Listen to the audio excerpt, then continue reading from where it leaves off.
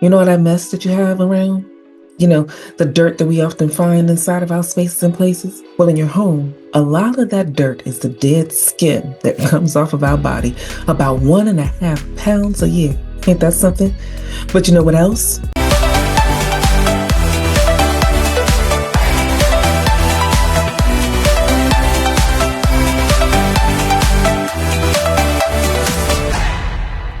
Hey now, how is everybody doing? Welcome to Alert Diaries with Tanya E. I'm wondering if you knew about this fact that I just discovered.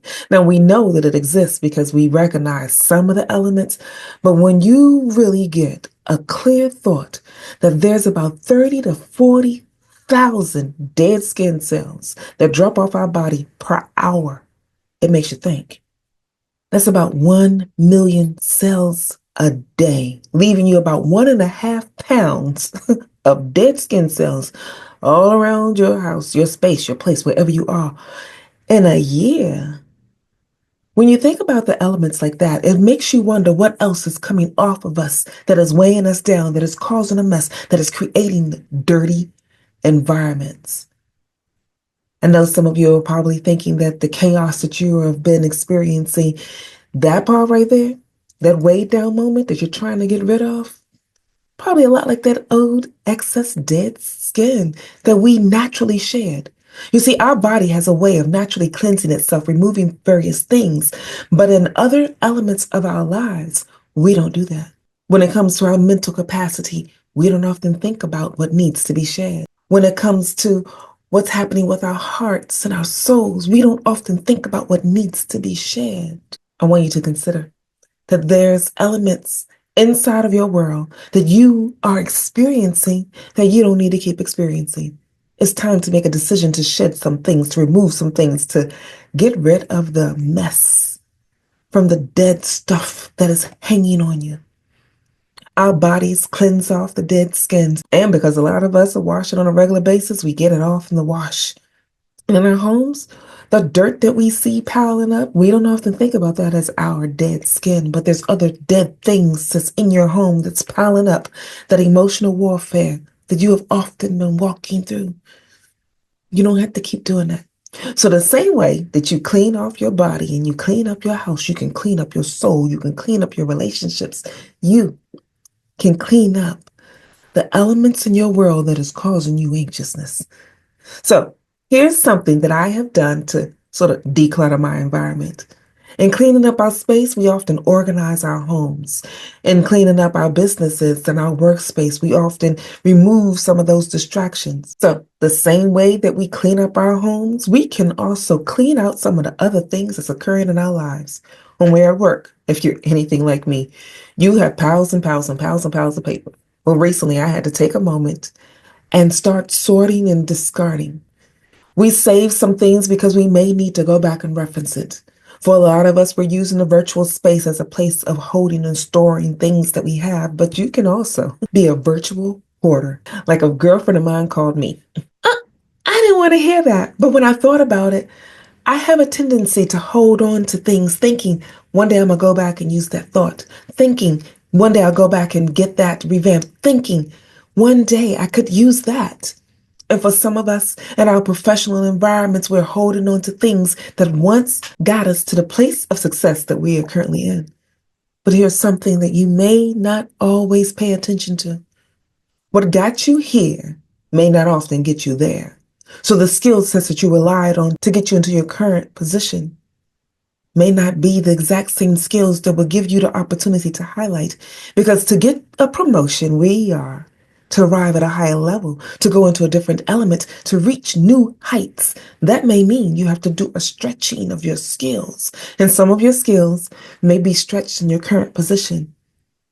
But for you to make it to the next position, there's often a different type of stretching. There's often a different element that you'll have to walk through to gird up the skills that you have. For a lot of us, if you're on a job like mine, it offers you the opportunity to go away for training that's available to build on a certain skill. Or you may just have to make certain that you do it on your own, like some of you doing right now in YouTube University.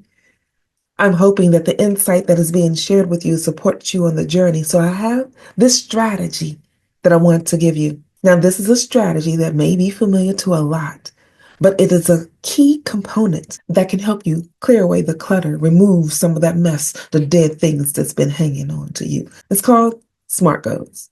Set goals that are specific, measurable, achievable, realistic, and time bound.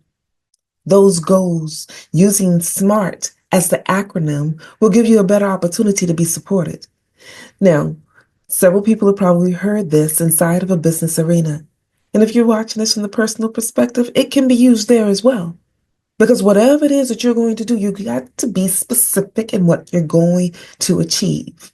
If you're using it from a professional perspective to get your next promotion, you've got to be specific with what job that you're looking for. What means of elevation do you need to walk through? There may be a specialized skill that you have to have in order for you to get that next promotion. What are the specifics? If you're using this from a personal perspective, in order for you to clean your house, you have to be specific about which area you're going to clean.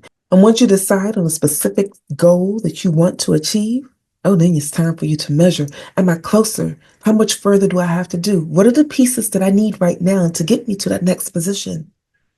When you make a decision to clean up what's going on in your world so that you can reach the next level, you need to measure it.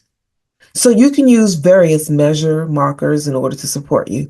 I know for me, especially when I'm cleaning up my office, I pick the pile that I'm working with now, and I give myself space to go through these things.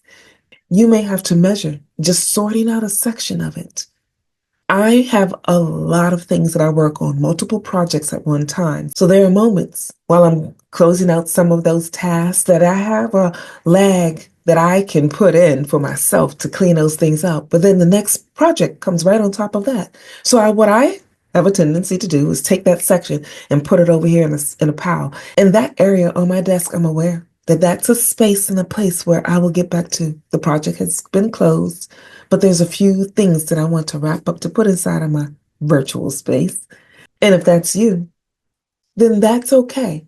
Because a lot of developers that have the mindset that I have, we have a tendency to want to store things away because it's that data point that we may need to go back to for a new project, that data point that we may want to return to because it gave us a greater insight and sparked a thought in our mind that helped us be successful. That's why, for some of us, there's a lot of papers in a lot of places, doing a bunch of different things. And from a virtual perspective, oh, yeah, you're the person like I am with 40,000 emails just sitting in your inbox. Some of it you've gone through, some of it you haven't, but you don't want to get rid of any of it. Here's the next thing you have to work on. Is it achievable?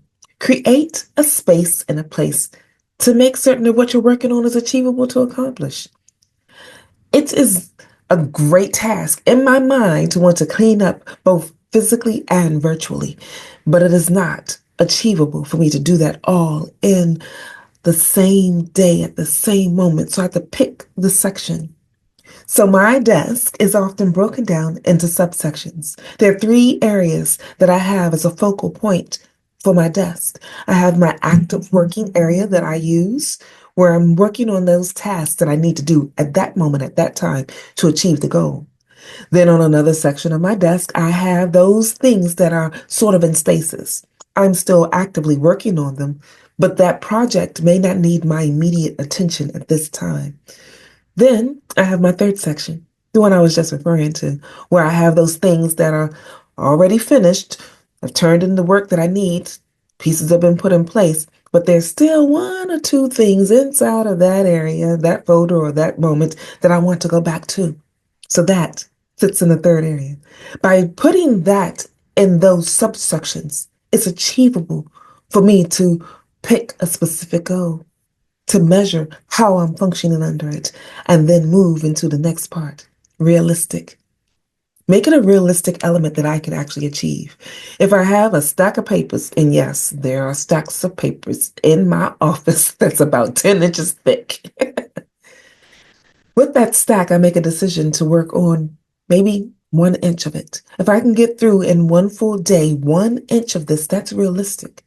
Because to think that I can get through the whole 10-inch stack of whatever it is I'm trying to accomplish, that may not work so well for me. It may not work so well for you. So put yourself in a position where you can be realistic with the goals that you have set to achieve so that you can start clearing away the mess that you have in your world. Here's the last thing, time bound.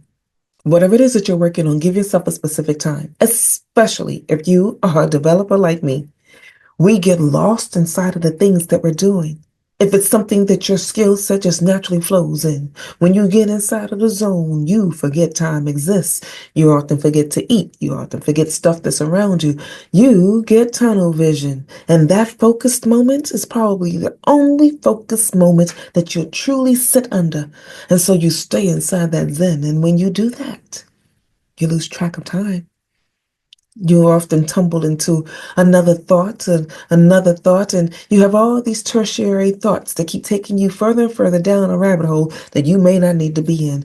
But it's part of what you enjoy. It may also be a part of your gifting, so you're walking right into it on a regular basis. Let's put some times on that. To help me through my journey, I have an alarm clock. It's an old-fashioned little timer, but it works well for me because I can hear the sound. And as it ticks away, it supports me on my journey.